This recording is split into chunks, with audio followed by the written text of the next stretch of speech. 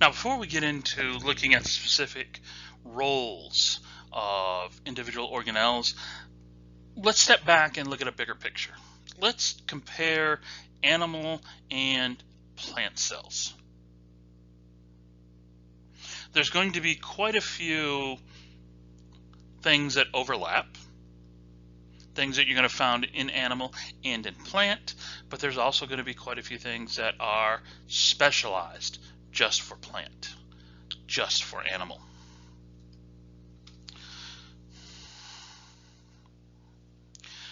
Now, when you look at animal cells, you're going to see certain things known as a centrosome. You're going to see lysosomes. Lysosomes are similar to peroxisomes, that they are small little membrane bubbles that float around. Lysosomes are going to have digestive enzymes. You really don't want digestive enzymes floating around in your cell, so you're going to package them away, put them someplace where they can't do damage. Plant cells, all plant cells have cell walls. No animal cells have cell walls. Cell walls are going to be composed of sugars, proteins, polysaccharides, cellulose, things like that. Plant cells are going to have chloroplast. No animal cell has chloroplast. No animal cell is able to do photosynthesis.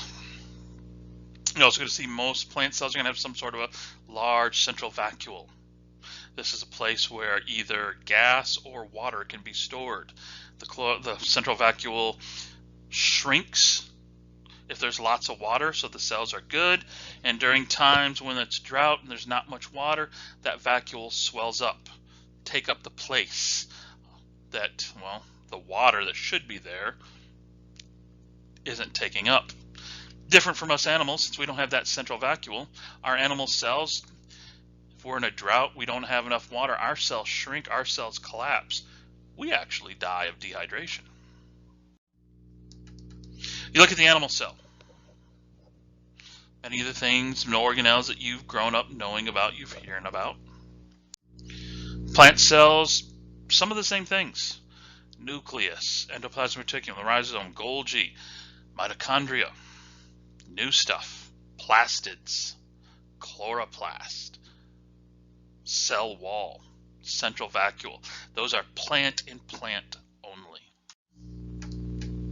So let's look at some of these things individually. Centrosomes. Centrosomes are made of protein tubes that form these structures. Here you can see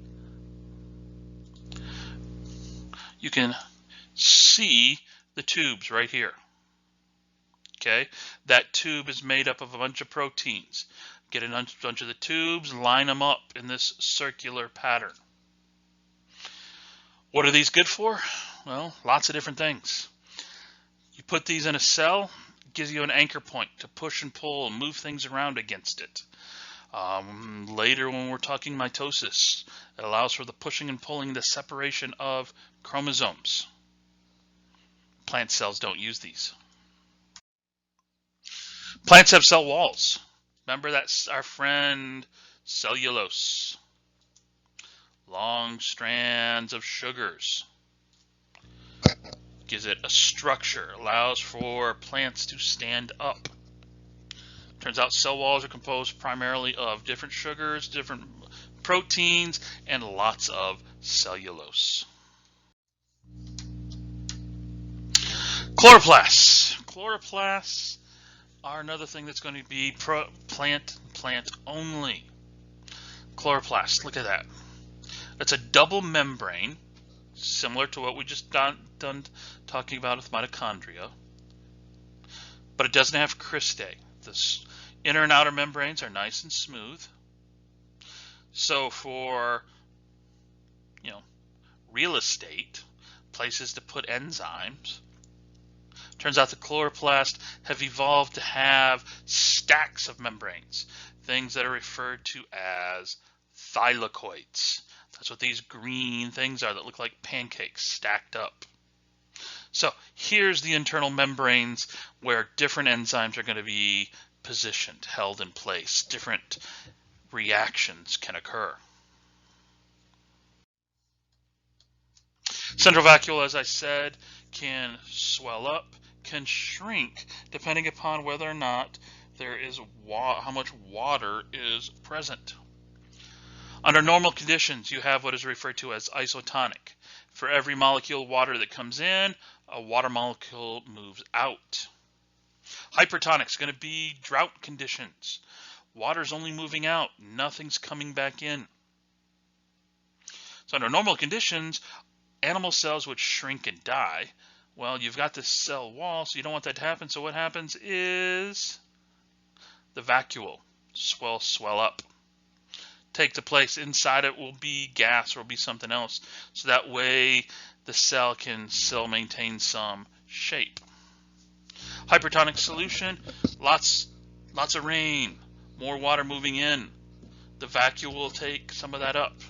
So that way you're not diluting out the chemical reactions here in the cytoplasm. There's this cool idea, a hypothesis about where mitochondria and chloroplast came from. This idea is what is referred to as endosymbiosis.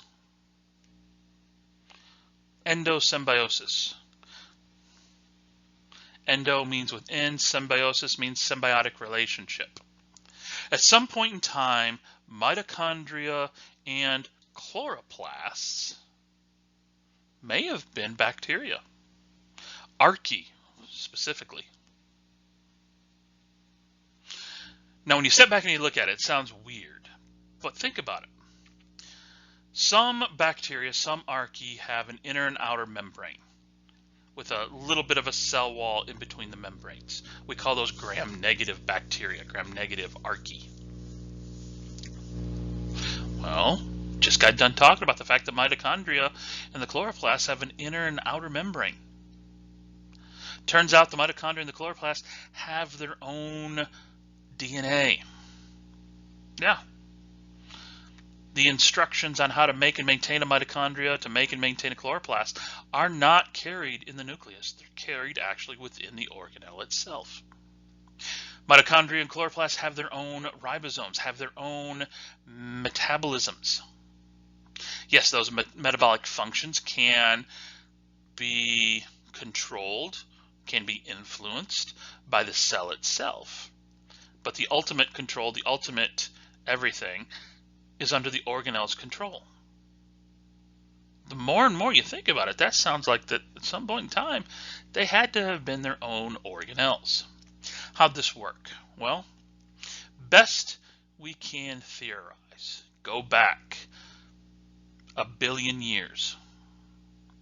Prokaryotes are everywhere. You start to see the beginning of the eukaryotes.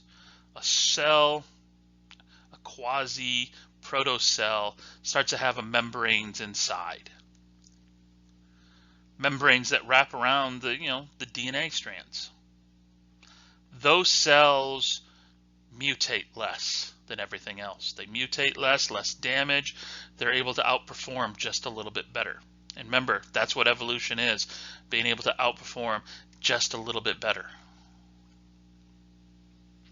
Fast forward millions of years, and those cells that had a little bit of membrane wrapped around the DNA now have a nucleus. They're still struggling. They're just barely doing better than the prokaryotes. But it turns out, by a fluke, some of those early eukaryotic cells are living in the pond scum along with prokaryotes. When this new proto-eukaryotic cell and the prokaryote are living within close proximity, they do better. Turns out the prokaryote produces way too much of certain things. Eukaryote uses it. Eukaryote produces way too much of some things. Prokaryote uses it. By themselves, they struggle. In close proximity, they do just a little bit better. Fast forward millions of years. Instead of floating around each other, now the prokaryotic cells are attached to the outside of the proto-eukaryotic cell. So now it's not happenstance. They are actively swapping back and forth. Still every cell for itself, but there is some, sharing going on. And we see this nowadays. There are certain eukaryotic cells. Cannot remember the name of them, but they have, it's a eukaryotic cell with prokaryotic cells attached in its pellicle. But anyways, fast forward millions of years, and instead of being attached to the outside, now it's living, the prokaryotes living inside the proto-eukaryote. It's protected. It's safe. Now there's an active swapping back and forth, and the eukaryote can regulate the prokaryote. Fast forward millions of years, and that prokaryotic cell now has lost the ability to live and exist outside of the eukaryotic cell. It's now an organelle. Can I prove that? Sure. Give me about 100 million years. On the flip side, like I said, dual membranes, its own circular DNA chromosome, its own ribosomes, its own mitochondria. Starting to look like that could be how we got the mitochondria. It has its own ribosomes. This could be how the mitochondria and the chloroplast came to be.